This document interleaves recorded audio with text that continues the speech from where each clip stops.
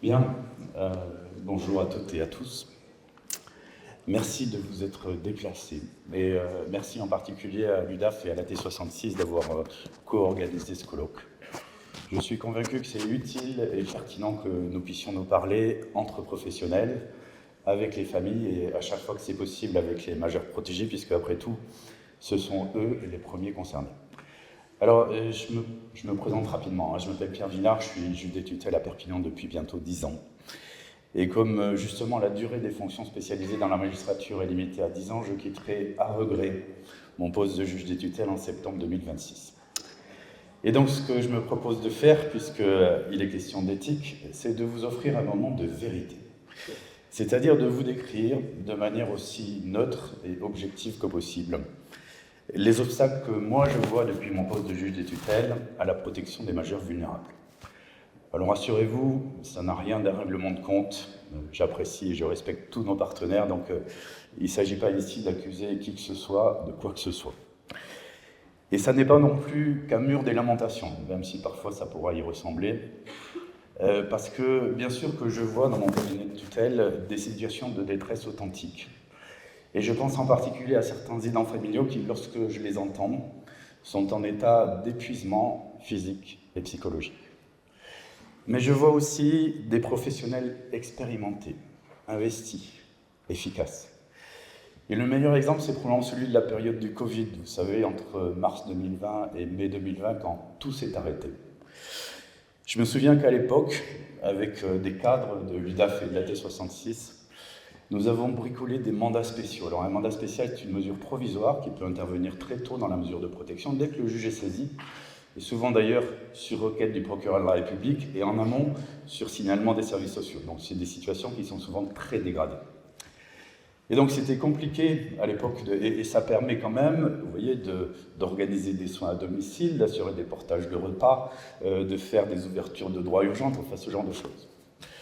Et c'était compliqué à l'époque parce que nous, au tribunal, on n'avait pas de greffier. Et donc, autant on savait utiliser notre logiciel métier pour consulter les dossiers qui existaient, mais autant générer une ordonnance de mandat spécial, on ne savait pas faire. Donc on a fait avec des vieux modèles qu'on avait sur nos ordinateurs, donc c'était certainement perfectible sur le plan procédural, parce que sur les mandats spéciaux, il n'y avait pas de numéro de dossier. Il manquait un certain nombre de mentions obligatoires, mais pour autant, on l'a fait. On a pu désigner dans l'urgence la T66 ou l'UDAF. Et en pratique, j'ai le sentiment, alors je ne voudrais pas qu'il y ait d'ambiguïté, bien sûr qu'on n'était pas des soignants en première ligne, vous voyez, mais à l'époque, on a quand même parlé des deuxièmes et des troisièmes lignes, vous voyez, les livreurs, les caissières, ben, c'est un peu du même ordre. C'est-à-dire que dans une période de crise inédite à laquelle personne n'était préparé, on a réussi à protéger les plus vulnérables de notre société. Donc pardonnez-moi pour le message personnel, mais M. Beaumont de la T66 et Mme Bailly de l'UDAF, je crois qu'on peut être fiers de ce qu'on a fait à l'époque. Merci à vous.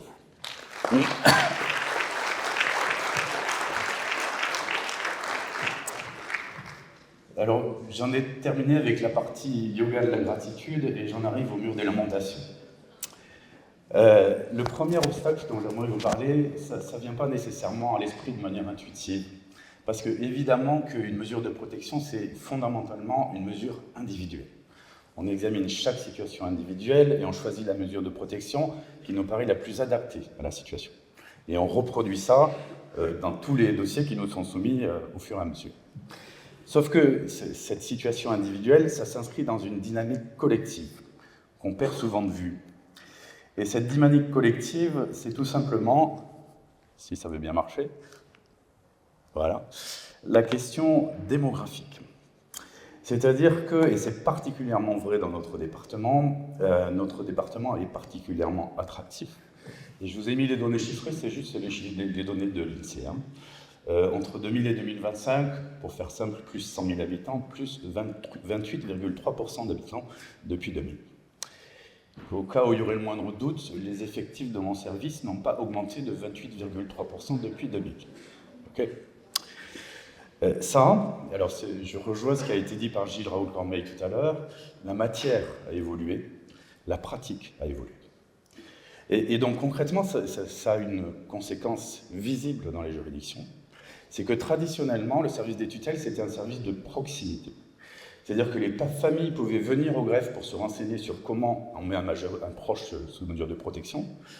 Les majeurs vulnérables pouvaient se déplacer au greffe pour expliquer qu'il y avait une difficulté particulière dans leur dossier, et en général pour demander un rendez-vous avec le juge. Ça n'est plus vrai.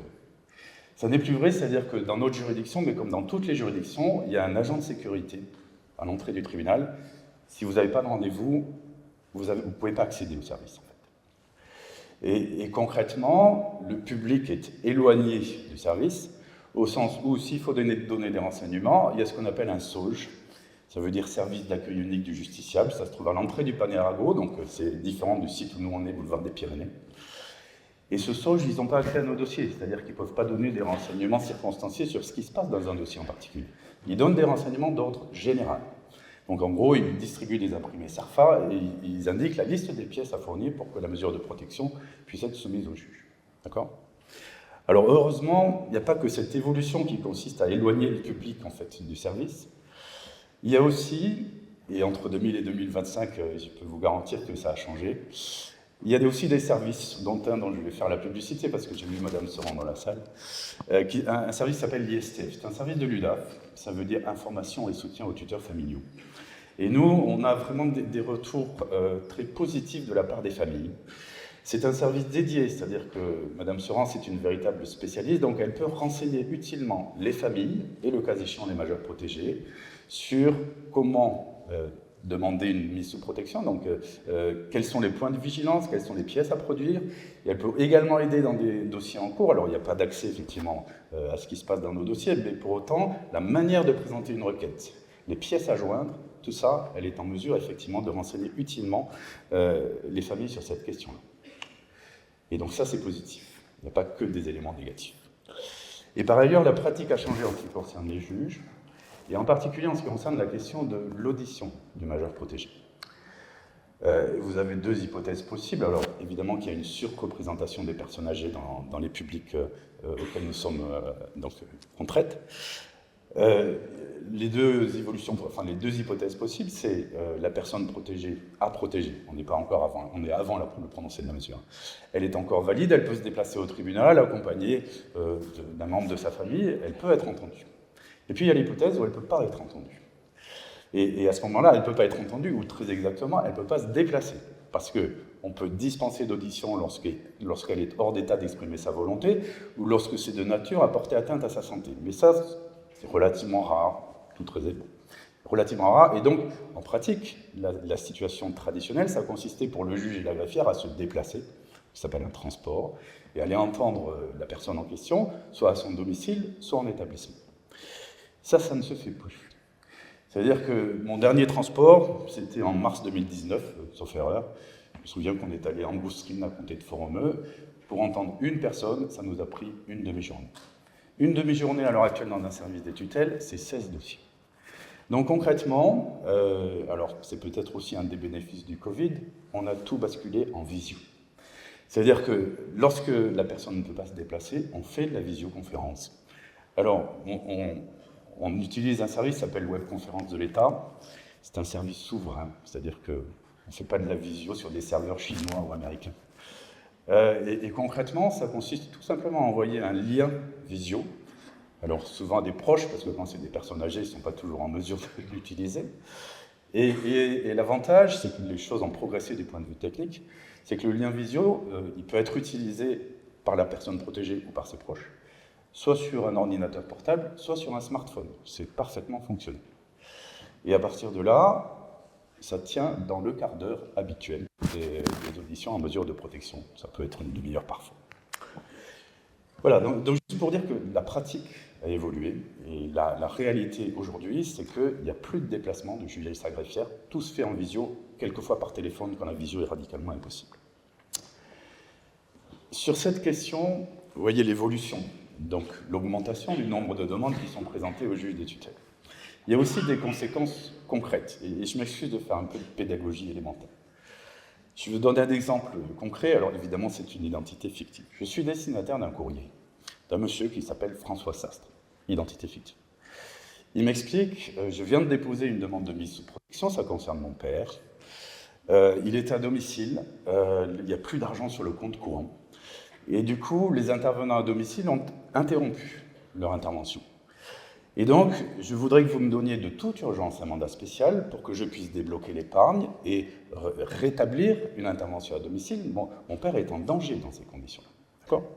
Ça ne pose pas de problème particulier. Bien sûr que dans une configuration comme celle-là, je vais faire un mandat spécial urgent. Nous sommes capables de faire ça rapidement et les choses vont entrer dans l'ordre. À la nuance près que M. François Sastre, il ne me donne pas de nom, il ne me donne pas de prénom.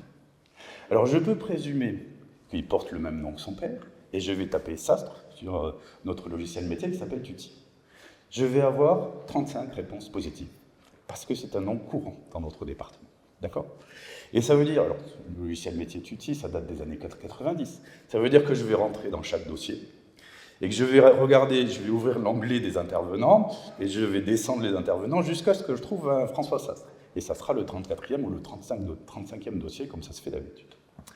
D'accord ? Ça veut dire que je vais passer sur un problème qui pose aucune difficulté, 20 minutes. C'est pas compatible. C'est pas compatible parce que le courrier du juge des tutelles, c'est toutes les semaines une pile comme ça.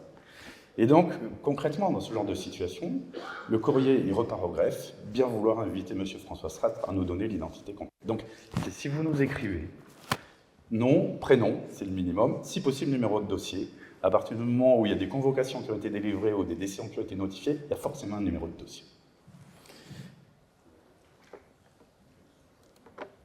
Alors, je vais essayer de passer à la suivante. Voilà. Alors, je me suis permis de vous mettre la pyramide des âges du département des Pyrénées-Orientales. Quand vous regardez cette pyramide des âges, vous voyez la barre horizontale la plus large, c'est la tranche 65-69 ans, c'est-à-dire des gens qui sont nés entre 1957 et 1961. Actuellement, je regarde systématiquement la date de naissance des nouvelles requêtes. J'ai beaucoup de mesures de protection qui sont dans la tranche, donc l'année de naissance, c'est les années 30 et les années 40. On est avant le baby boom, sauf éventuellement pour la fin des années 40, où on est tout au début du baby boom. Ce qui veut dire que nous allons traiter l'avenir. Alors, c'est les 3 premières barres en bas, vous voyez, qu'on traite à l'heure actuelle. Vous voyez comment les choses vont évoluer. Et notre activité, elle est évidemment corrélée au bassin de population et aux tranches d'âge. Donc, il y aura une amélioration, mais c'est dans 20 ans. Vous voyez ?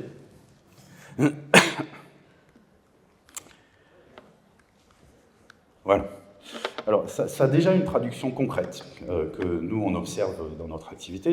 Les affaires nouvelles, c'est les nouvelles demandes de mise sous protection qui nous sont transmises. Et ce qu'on observe, c'est que, alors ça augmente. Vous voyez, vous aviez 799 nouvelles demandes en 2022, on est à 1074 en 2025. Donc c'est un peu comme le réchauffement climatique.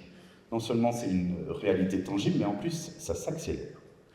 Et donc, juste pour ceux qui sont loin, en 2023 par rapport à 2022, on prend plus 5%, en 2024, plus 12%, et en 2025, plus 13%.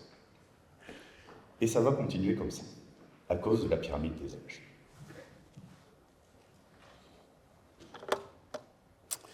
Alors, je vais vous mettre une diapositive supplémentaire. Voilà. J'avais extrait des données statistiques en fait en 2019 et j'ai refait la même chose en 2026. Donc sur les 3 colonnes de gauche, vous avez les mesures familiales et sur les 6 colonnes de droite, vous avez les mesures exercées par les professionnels. En orange, c'est 2026, en bleu, c'est 2019. D'accord ? Vous pouvez voir que tout augmente. Tout augmente, sauf les tutelles et curatelles familiales. Mais ça, c'est un effet de vase communicant. C'est-à-dire que nous avons beaucoup moins de tutelles et de curatelles familiales parce que nous prononçons beaucoup d'habilitation familiale. Et c'est devenu la mesure par défaut, on peut dire les choses comme ça, à partir du moment où les conditions sont remplies, bien sûr.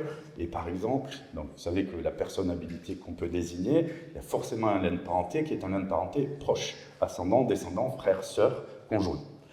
Un neveu ou une nièce, on ne peut pas l'habiliter dans le cadre d'une habilitation familiale parce qu'il n'a pas qualité, il ne fait pas partie des personnes qu'on peut désigner. Donc dans ce cas-là, on fera une tutelle ou une curatelle familiale. Mais dès qu'on a le consensus, en pratique, on va prononcer une habilitation familiale. C'est ça qui se fera effectivement, en tout cas dans notre juridiction. Et je rajoute un élément parce que c'est pas inintéressant. Alors attendez, je suis revenu en arrière. Ça va bien. Voilà. Ça c'est la proportion entre les mesures familiales et les mesures exercées par des professionnels. En bleu, vous avez les mesures familiales, et en orange, vous avez les mesures professionnelles. Dans le département, nous avons 7002 mesures en cours, en février 2026. Donc les mesures familiales, ça représente 48% du stock, et les mesures professionnelles, 52%. Au plan national, ce qu'on nous dit, c'est que le nombre de mesures familiales, c'est 55%. On est en dessous de la moyenne. C'est-à-dire qu'il y a plus de mesures confiées à des professionnels dans le département que partout ailleurs. Enfin, que la moyenne nationale. Ça s'explique probablement de deux manières. D'abord, les retraités qui viennent s'installer au bord de la mer, Canet, Saint-Cyprien, Argelès, et qui, lorsque nous, on examine la situation, alors c'est très hétérogène, c'est-à-dire qu'il y a plein, ces catégories de population-là, il y a plein d'hypothèses où ils ont conservé des liens avec leur famille d'origine, qui est souvent dans le nord, dans l'est de la France ou en région parisienne. Et dans ce cas-là, il n'y a pas de problème, on trouve des personnes, des ressources familiales pour désigner un mandataire familial. Mais il y a aussi des situations où les liens sont distendus, et où quand on cherche une ressource familiale, on n'en trouve pas. Et donc, dans cette configuration-là, on prononce des mesures qui sont exercées par des professionnels. Et puis, il y a un deuxième phénomène qui est probablement un phénomène de misère au soleil. Il y a des gens qui sont venus s'installer à un moment ou un autre dans le département, mais qui ne sont pas originaires du département, et qui, lorsque l'altération des facultés survient, et elle peut survenir vite, parce qu'il peut y avoir des phénomènes d'addiction, alcool, toxique, et ainsi de suite, quand on cherche une ressource familiale, il n'y en a pas, clairement. Ils sont très isolés sur le plan social et familial. Et juste pour vous donner un élément qui m'a un peu surpris, mais dont j'ai pris connaissance il y a à peine 2 jours, on a été destinataire en fait de données statistiques sur l'activité de l'ensemble des juridictions de la Cour d'appel de Montpellier. Et j'ai découvert avec surprise, donc vous avez vu les chiffres des affaires nouvelles, nous on fait un peu plus de 1000 affaires nouvelles chaque année. Montpellier est à 900. C'est-à-dire qu'à l'heure actuelle, alors ça n'a pas du tout été vrai tout le temps, Montpellier est évidemment une juridiction beaucoup plus grosse que nous, ils ont 9000 dossiers en stock, on en a 7000. Sauf que sur la période récente, la surreprésentation dont je vous parle, les affaires nouvelles dont nous sommes suivis à Perpignan, c'est 1000, alors que c'est 900 à Montpellier. Et alors, quand on compare les bassins de population, parce que j'ai interrogé ChatGPT sur cette question-là, le département des Pyrénées-Orientales, c'est 500 000 personnes. Alors, l'Hérault, c'est un peu différent parce qu'il y a 2 juridictions, Béziers et Montpellier, mais le ressort du tribunal judiciaire de Montpellier, c'est 860 000. Donc, ils sont plus nombreux que nous, mais ils n'ont pas le même type de population. Vous voyez ? C'est ça la différence. Toujours sur le type de mesure que nous prononçons. Alors, attendez, je vais essayer d'y arriver. Trop vite. Voilà. Donc là, je vous restitue, en fait, on a eu une réunion à la Cour d'appel de Montpellier en novembre 2024. Et on a comparé les pratiques suivant les juridictions. Et on s'est rendu compte qu'il y avait de vraies différences. Donc Perpignan, c'est la colonne de droite, c'est le nombre d'habilitations familiales par rapport à l'ensemble des mesures. Donc vous voyez que par rapport aux autres juridictions du ressort, Béziers est à 13%, Narbonne 14%, Montpellier 12,7%, Rodez 10%, nous on est quasiment à 25% d'habilitation familiale. Donc on est convaincu de la pertinence de la mesure d'habilitation familiale et on en prononce beaucoup. Alors, je suis d'accord avec Gilles Raoult-Cormeil, il y a une vraie question sur les chiffres. C'est-à-dire que c'est très compliqué de connaître précisément le nombre d'habilitations familiales ou de mesures de protection de manière générale. Il n'y a pas de données nationales fiables sur cette question-là. Pour autant, les données chiffrées que j'ai pu trouver, c'est qu'au niveau national, le taux d'habilitation familiale, ça serait 12,7%, c'est-à-dire exactement ce que fait Montpellier. C'est nous qui avons raison.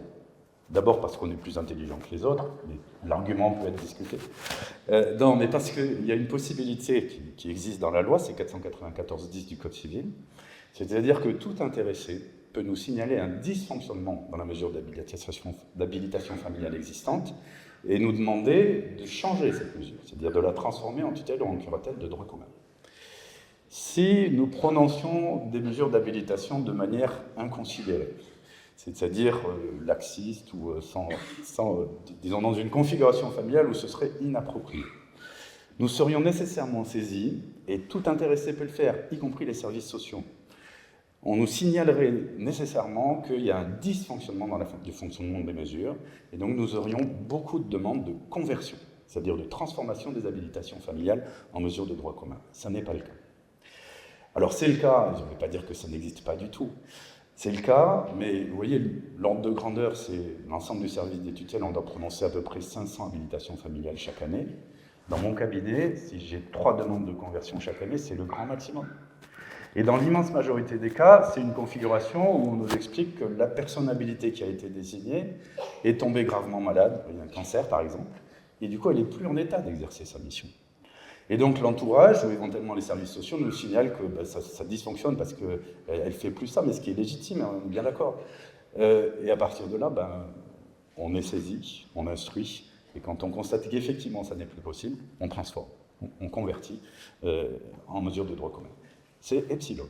Sur le nombre de dossiers d'habilitation familiale en cours, et on en a plus de 2000.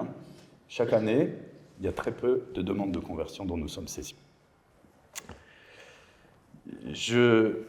Alors attendez, je vais juste essayer de vous afficher la suivante. Voilà. Ça, c'est une information, alors ça ne fait pas partie du mur d'élémentation, au contraire, c'est pour vous rassurer. C'est une question qui nous est régulièrement soumise, et c'est une question évidemment importante. C'est la question du délai pour traiter les nouvelles mesures, du délai d'instruction des nouvelles mesures. Les délais que je vous ai affichés, donc vous voyez que le système de répartition des dossiers dans notre service, c'est la première lettre du nom patronymique. Donc vous voyez, cabinet 1, cabinet 2, cabinet 3, moi c'est le cabinet 3. Et concrètement, le délai dont je vous parle, c'est enregistrement, alors c'est exactement tampon du greffe, parce que l'enregistrement, ça peut prendre un petit peu de temps, mais tampon du greffe, c'est-à-dire la demande est déposée au greffe et elle est complète. Il y a les pièces justificatives, il y a le certificat médical et ainsi de suite. Et jugement, vous voyez, départ du délai, dépôt, enregistrement au greffe, fin du délai, jugement. Et ce sont des données fiables, je suis allé dans le service et j'ai regardé effectivement sur les dernières audiences quelle était la situation. Donc pour les cabinets 2 et 3, c'est 4 mois. On a 1 an, le délai de caducité c'est 1 an, donc c'est 4 mois. Et sur le cabinet 1, c'est 7 mois. Alors c'est lié au fait que, alors il y a eu plein de changements, mais notamment il y a eu un changement de greffière, et il y a un juge, Emmerich Lozowski, qui est parti en septembre 2025, et qui n'a pas été remplacé. Alors, qui l'est, en tout cas qui le sera bientôt, puisque depuis début décembre, nous avons un collègue qui s'appelle Xavier de Croix-Daru. Tu peux lever la main droite et dire « je le jure, Xavier, s'il te plaît ». Qui ne peut pas encore prendre en charge le cabinet parce qu'il est en formation à l'heure actuelle, mais à partir du mois de mai, donc, il sera le juge des tutelles en titre du cabinet. Donc voilà, c'est ça qui explique en fait le décalage dans le temps entre les différents cabinets. Et juste sur cette question-là, bien sûr que la représentation qu'on a de l'institution judiciaire, c'est l'embolie. Et donc, on le sait, ça fait partie des choses qu'on dit aux familles quand on les entend. À partir du moment où on les a en audition, on leur donne une date. C'est-à-dire qu'on leur dit, le jugement que vous attendez, vous l'aurez à telle date. Et on respecte la date en question. Parce qu'on sait que ça fait partie des angoisses qui peuvent exister sur, mais à quel moment est-ce que j'aurai effectivement la décision de justice qui me permettra d'intervenir. Parmi les obstacles dont je voudrais vous parler aussi, il y a la question du certificat médical circonstancié. Alors j'insiste là-dessus parce que c'est prévu à peine d'irrecevabilité. S'il n'y a pas de certificat médical circonstancié, il n'y a pas de mesure. C'est forcément un médecin inscrit. Ça coûte 160 € hors taxe, ce qui veut dire 192 € TTC. Ça n'est pas remboursé par la sécurité sociale. Il y a une question, en tout cas, qui nous remonte des familles, c'est la question du déplacement du médecin. C'est-à-dire que si la personne est valide et qu'elle peut se déplacer au cabinet du médecin, on peut avoir un certificat médical circonstancié dans un délai relativement rapide. En revanche, si la personne n'est pas valide et qu'il faut que le médecin se déplace, ça peut être beaucoup plus compliqué. Et ce que nous disent les familles, c'est que ça prend du temps. Et j'ai tendance à dire que ça correspond certainement à la réalité parce que j'en fais l'expérience, moi. Parce que vous avez des configurations, je pense en particulier à quelque chose que je rencontre relativement souvent, et c'est vraiment un point de vigilance là-dessus. Vous avez une personne qui n'a jamais eu de problème particulier, qui n'a jamais été sous mesure de protection, elle fait un AVC. Elle est hospitalisée, et ensuite il y aura la convalescence, la rééducation. Pendant la période d'hospitalisation, parce que tout le monde s'affole un peu, l'entourage familial, éventuellement le service social de l'établissement, certificat médical circonstancié. Quand on entend la personne 4 ou 5 mois après, il y a eu la rééducation, il y a eu l'entourage familial, et elle nous explique, mais en fait, je ne vois pas très bien la nécessité de cette mesure. Alors effectivement, pendant la période d'hospitalisation, j'étais très affaibli. Mais maintenant, je gère mes démarches administratives, je gère mes comptes bancaires, je suis aidé par une personne de mon entourage, et je ne vois pas pourquoi on ferait une mesure de protection. C'est quelque chose qu'on entend. Ça peut vraiment correspondre à une réalité. Et dans ce genre de configuration, alors on est quand même vigilant, parce qu'il y a aussi des personnes qui donnent le change. C'est-à-dire qu'elles ne veulent pas du tout de la mesure de protection, mais elles en ont besoin. Donc très souvent, ce qui se passe dans ce genre d'hypothèse, c'est qu'on missionne un médecin. On choisit le médecin, on le missionne. Et ce que nous, on observe, c'est qu'évidemment qu'on va renvoyer une prochaine audience pour avoir le certificat médical, sauf que sur la prochaine audience, on n'a pas le certificat médical. Donc ce que nous disent les familles, ça correspond à la réalité, y compris lorsque c'est le juge qui missionne, il y a un décalage dans le temps. Alors, le plus souvent, on renvoie encore à une audience et on fait un rappel au médecin, et on finit par avoir effectivement le certificat médical circonstancié. Et dans bien des hypothèses, on dit qu'il n'y a pas lieu à mesure. Parce que l'évolution est effectivement favorable et qu'il n'y a pas de nécessité de prononcer une mesure, l'altération est inexistante ou modérée et qu'il n'y a pas besoin de mesure. Et juste en complément, pour avoir discuté avec le parquet civil, c'est encore pire. C'est-à-dire que ce que nous dit le parquet civil, forcément, le parquet civil, ils sont destinataires des signalements des services sociaux. Et donc, ce sont les situations les plus dégradées. Alors, dans certaines hypothèses, il y a un certificat médical circonstancié, mais il y a plein d'hypothèses où il n'y a pas de certificat médical circonstancié. Et dans ce cas-là, c'est le parquet qui va missionner un médecin. Le parquet civil nous dit, alors, surtout dans des situations dégradées, sans domicile fixe, squat, changement permanent de résidence, ce genre de choses, il nous dit il y a des situations où on atteint un certificat médical circonstancié pendant un an et demi. Simplement parce qu'on n'y arrive pas. Alors, on a changé de médecin plusieurs fois, et alors je rejoins ce qui a été dit sur la question de comment on fait dans cette hypothèse-là. D'abord, il n'y a aucun moyen de coercition. On n'est pas en Russie, on ne peut pas envoyer les gendarmes pour que la personne fasse l'objet d'un examen médical. C'est pas possible. Et ce qui est décrit effectivement à l'arrêt de la Cour de cassation, donc le certificat établi sur la base du dossier médical, alors ça existe, j'en ai jamais vu. Alors, et je suis d'accord avec Gilles Raoult-Cormeil, la formation des médecins de ce point de vue-là, elle est fondamentale. C'est-à-dire que bien sûr que c'est le seul moyen d'arriver à une mesure de protection si la personne est totalement réfractaire. Sauf qu'en pratique, alors on a parfois des certificats médicaux de carence. C'est-à-dire que le médecin il nous dit j'ai pas pu voir la personne, je peux rien dire. C'est pas ça qu'on attend du médecin. Et avec ça, on ne peut rien faire, parce qu'on n'a pas de certificat médical circonstancié. Donc, pardon d'insister un peu là-dessus, mais c'est tellement essentiel. C'est la base, en fait, de l'intervention du juge, que c'est bien que tout le monde sache comment ça fonctionne concrètement. Et juste un point sur la qualité pour agir, si ça veut bien s'afficher. Voilà. La qualité pour agir, ça fait partie des choses qu'on vérifie. C'est-à-dire qu'il y a une liste qui est fixée à l'article 430 du Code civil. C'est une liste qui est limitative et qui est d'ordre public. Ce qui veut dire que si vous n'êtes pas l'un des membres de la liste, vous ne pouvez pas saisir le juge des tutelles. Et votre demande est irrecevable. Ce qui veut dire que les services sociaux, les directeurs d'EHPAD, les soignants, ils n'ont pas qualité pour saisir le juge des tutelles. Ils peuvent signaler la situation au procureur de la République, qui ensuite va évaluer la situation. Il faudra le certificat médical circonstancié de toutes les façons, et qui va décider ou pas de saisir le juge des tutelles. Et alors, je fais juste un point, mais je le fais rapidement parce que je pense que le message est passé au fur et à mesure, sur la personne qu'il y a lieu de protéger. Alors, elle a qualité pour saisir le juge des tutelles. Simplement, nous, on est vigilants dans cette configuration-là parce que forcément, elle a une altération de ses facultés cognitives. Et donc, on peut tout à fait envisager, alors saisir le juge des tutelles, c'est pas compliqué, hein, on remplit et on signe un imprimé CERFA. L'audition de la personne est obligatoire. Donc, lorsqu'on entend la personne, on lui explique en quoi consiste la mesure de protection, et on lui demande si ça correspond bien à ce qu'elle souhaite, puisque c'est elle qui nous a saisis. Si elle nous dit « j'ai changé d'avis », c'est elle qui est requérante, elle se désiste. Et si elle se désiste, il ne peut pas y avoir de mesure de protection. Et c'est une configuration, alors, j'ai envie de dire que c'était très fréquent notamment dans le coin de Céré, il y a peut-être 5 ou 6 ans. C'est moins vrai à l'heure actuelle. C'est-à-dire qu'on a fait passer le message qu'il fallait être extrêmement vigilant sur cette question-là. Et alors, il y a aussi des hypothèses, bien sûr, où la démarche est sincère. C'est-à-dire que lorsqu'on entend la personne, elle nous dit « oui, on m'a bien expliqué, je suis d'accord avec ça, et donc, dans ce cas-là, il n'y a aucun problème, on prononcera une mesure de protection ».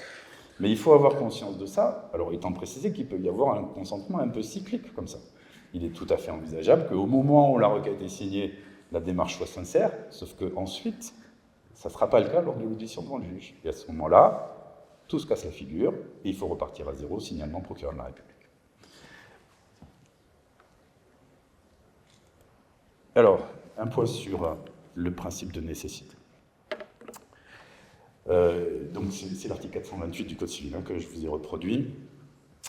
Et la loi prévoit un certain nombre d'hypothèses. On considère que finalement, on peut peut-être s'en sortir sans la mesure de protection elle-même. Parmi les hypothèses visées, il y a l'existence d'un mandat de protection futur. Alors, moi je suis assez réservé sur le mandat de protection future. D'abord parce que je confirme qu'il y en a très peu. Pour vous donner des ordres de grandeur, vous avez vu, notre activité annuelle, c'est 1000 nouvelles mesures. D'accord ? Des mandats de protection future mis à exécution, c'est 2 par mois. Si on en fait 25 dans l'année, c'est le grand maximum. Vous voyez ? Donc il y a un décalage énorme entre l'activité juridictionnelle traditionnelle et les mandats de protection future. Et alors en plus, ce que nous on observe, c'est que ça génère du contentieux. C'est-à-dire qu'on est régulièrement saisi par un membre de la famille qui n'est pas le mandataire désigné, d'une demande de mise à néant du mandat de protection future et de conversion en mesure de droit commun. Alors, parce que le fait que l'un des membres de la fratrie a été choisi est mal vécu, ou parce qu'il y a le soupçon, puisqu'ils n'ont pas de vision sur le patrimoine, il y a le soupçon qu'il y a des détournements de patrimoine en cours, ce genre de choses. Et c'est parfois complètement à côté de la plaque, mais nous, on est obligé d'inscrire, et on est obligé de statuer. Donc, non seulement il n'y en a pas beaucoup, mais ils nous donnent du boulot, donc le mandat de protection future pour l'instant. Alors, j'entends, bien sûr, que c'est utile d'anticiper, et ainsi de suite, mais la pratique que je vois, moi, à l'heure actuelle, c'est pas absolument satisfaisant, on va dire les choses comme ça. L'application des règles du droit commun de la représentation, ça c'est les procurations, ça se présente relativement rarement, et les règles de régime matrimonial, alors ça c'est 217 et 219 du Code civil. L'avantage pour les justiciables, c'est qu'on n'a pas besoin d'un certificat médical circonstancié, un certificat d'un généraliste, ça suffit. Sauf que c'est tombé complètement en désuétude.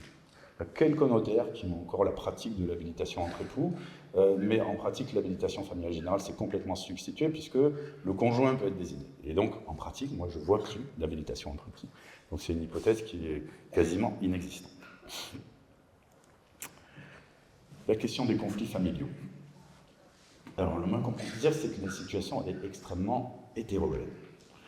C'est-à-dire qu'il y a un très grand nombre d'hypothèses, majoritaires, très largement majoritaires, heureusement, où ça communique dans la famille. Vous avez une personne âgée, vous avez une fratrie, 3 personnes par exemple.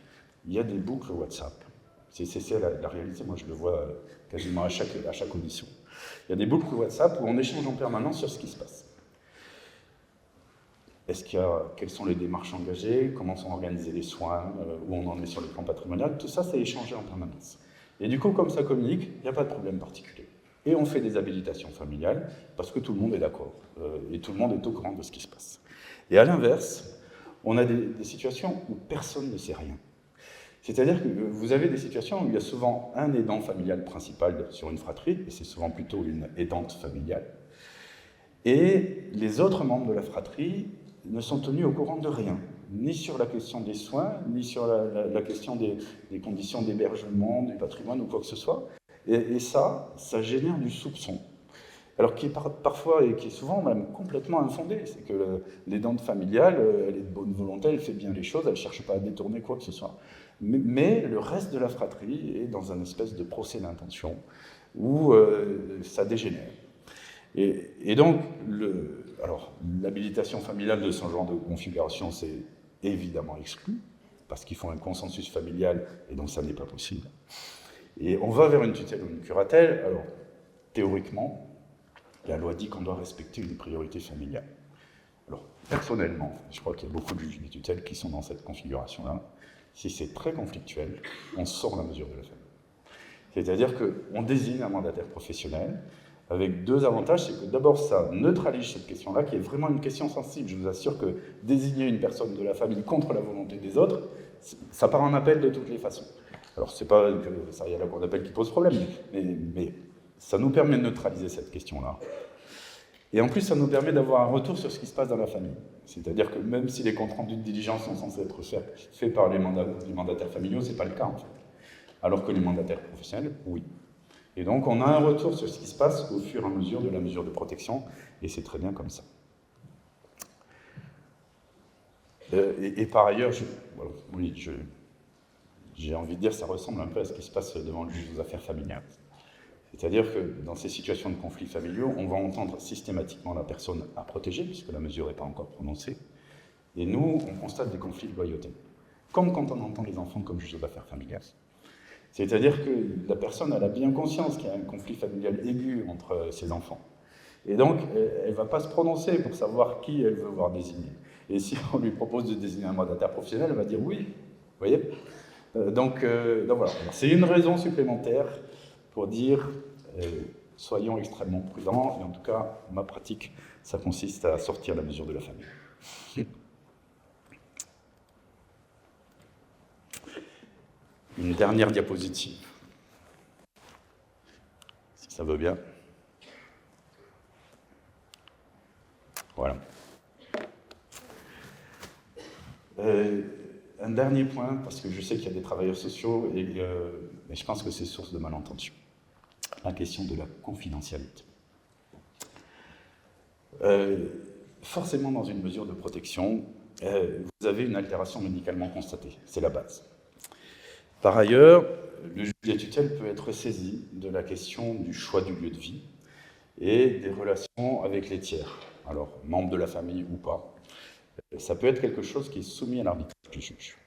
Et forcément, la mesure de protection, elle a des conséquences sur la libre disposition du patrimoine et des revenus. Quand on y réfléchit, c'est le noyau dur de la vie privée.